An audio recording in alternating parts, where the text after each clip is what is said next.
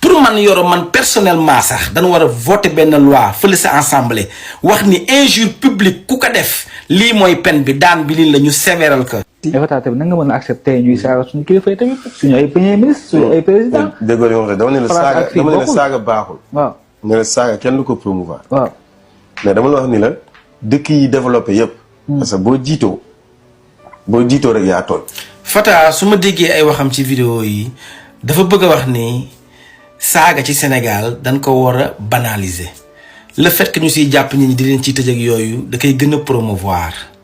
mu wax sax dans les grandes démocraties lu mel ni ay Trump wala ay Macron dañ leen di saaga te du doon lu graaw gis nga Fata Sénégal dëkk bu spécial la te je pense que yow mi nga xam ni def nga tour du monde wër nga ci àddina war nga mën a xam loolu dëkk yooyu ñun ak ñoom bokku nuy réalité bokku nuy culture gis nga saaga boo ko waxee ci olof tey nga bëggoon ko wax ci italien wala français maanaam boo ko waxoon benn tubaab ni ko sa nangam maanaam li ngay tudd ci cëru waajuram bu jigéen ak yooyu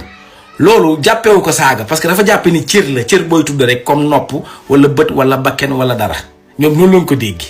mais ñun saaga dafa doon lu graaw fii xam nga man dafa mel ni rek tey jii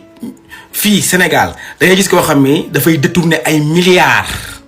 xam nga mais su ma déglee juriste yi nee nañ peine bi gën a kawee mooy 7 ans la te mosuñu si tëj nit 7 ans nee na 2 ans sax mosuñu si tëj koo xam ne dafa détourner ay milliards ak yooyu te pourtant Chine dañ lay dóor bal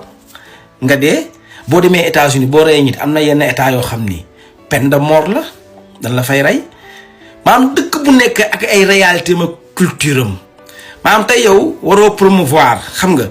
wala ngay jéem a li nu tubaab yi indil seen culture ak yooyu voilà monogamie ngeen war a def pas takk jabar yu bari jigéen ñi waroon voilé wu di nu bëgg imposer homosexualité loolu apologie boobu yow waroo leen ci jàppale. parce que Sénégal réew la dafa am souveraineté am xam nga lii sax mënoon nga ko wax Côte d'Ivoire mu xaw a jàll parce que Côte d'Ivoire sax da ngay dem foofu ñu def ay micro trottoir nga gis jigéen bu taxaw naan man sama far lu bay tëdd ak moom nii laay def ak moom di wax position sexe ay mbokkam di ko seetaan ak yépp xam nga loolu mënoo ko def Sénégal am na ko doon jéem mais xam nga jàllul ba mu ko commencé parce que dëkk bu Sénégal moo tëdd nii dëkk bu spécial la ci àddina maanaam tey tubaab yi dangay wax sa doom ne la da ngay fen te du doon dara mu reetaan wala sax nga gis tubaab bu jigéen toog nekk ak ay doomam def sili bu niin xam nga ñun saaga dafa doon lu graaw même bu graaw man xam nga li ngay wax comprendre naa ko ndax man Europe laa ne xam naa bu baax li ngay wax xam nga et puis si sa biir wax sax yaa ngi wax